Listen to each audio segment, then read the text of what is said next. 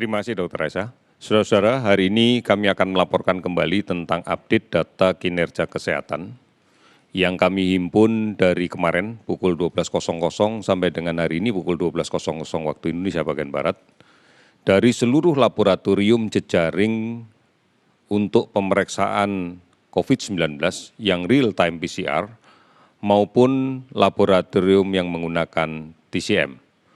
Data ini kita himpun dalam satu sistem yang kita sebut dengan all record. Data inilah yang kemudian nanti akan kita verifikasi ulang dan kemudian kita koordinasikan dengan daerah terkait dengan ketepatannya. Hari ini spesimen yang telah diperiksa sebanyak 22.992 spesimen. Sehingga total yang sudah kita lakukan pemeriksaan sebanyak 894.428 spesimen. Dari hasil pemeriksaan tersebut kita dapatkan jumlah kasus konfirmasi positif baru sebanyak 1.447. Sehingga total positif sekarang menjadi 62.142. Kalau kita lihat sebaran dari kasus positif yang kita dapatkan, maka kita lihat bahwa Provinsi Jawa Timur hari ini masih melaporkan cukup tinggi sebanyak 413 kasus baru dengan 100 sembuh. Kemudian DKI Jakarta 223 kasus baru dengan 268 sembuh. Sulawesi Selatan 195 kasus baru dengan 41 sembuh. Jawa Tengah 110 kasus baru dengan 50 sembuh dan Bali 91 kasus baru 24 sembuh. Ada 20 provinsi yang hari ini melaporkan penambahan kasus kurang dari 10. Bahkan ada 6 provinsi yang hari ini melaporkan tidak ada penambahan kasus sama sekali. Bahkan beberapa provinsi melaporkan kasus sembuh lebih banyak dibanding dengan kasus baru yang dilaporkan. Saudara-saudara, penambahan 1.447 kasus baru ini tidak dimaknai bahwa seluruhnya masuk ke rumah sakit. Karena sebagian besar kasus ini didapatkan dari hasil kontak tracing terhadap kasus positif yang kita rawat dan kita temukan. Kemudian kita lakukan pemeriksaan spesimen secara lebih masif. Kita bisa melihat bahwa sampai dengan hari ini tingkat penggunaan tempat tidur di rumah sakit untuk penderita COVID-19 ini hanya terisi 53,50%.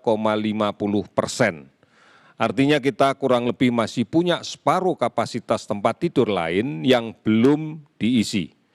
Saudara-saudara, gambaran ini menunjukkan bahwa kasus baru yang kita dapatkan dalam beberapa hari terakhir, bahkan dalam 2 minggu terakhir dari pengetahuan kami, sebagian besar kita temukan kasus dengan keluhan klinis yang minimalis, yang tidak menggambarkan adanya indikasi untuk dirawat di rumah sakit. Sehingga kita memberikan arahan kepada yang bersangkutan untuk melaksanakan isolasi secara mandiri. Inilah yang kemudian menjadi penting karena kepatuhan dan kedisiplinan dalam melaksanakan isolasi akan sangat berpengaruh terhadap penularan kasus yang baru.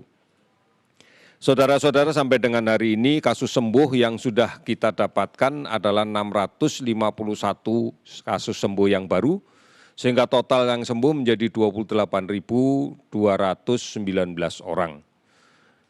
Dilaporkan untuk kasus meninggal 53 orang, sehingga total meninggal menjadi 3.089 orang.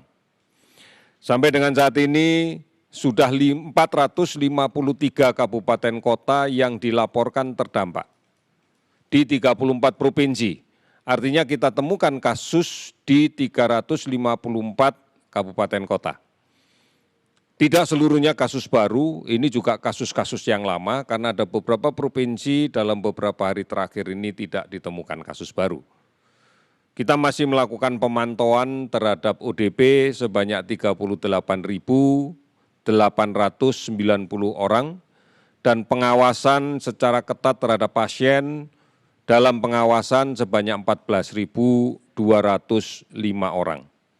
Saudara-saudara, gambaran-gambaran ini meyakinkan kita bahwa aktivitas yang dilaksanakan untuk mencapai produktivitas kembali di beberapa daerah masih beresiko. Ini disebabkan karena ketidakdisiplinan dalam menerapkan protokol kesehatan. Sekali lagi, aktivitas untuk produktif kita perlukan, namun mempersyaratkan aman dari COVID-19.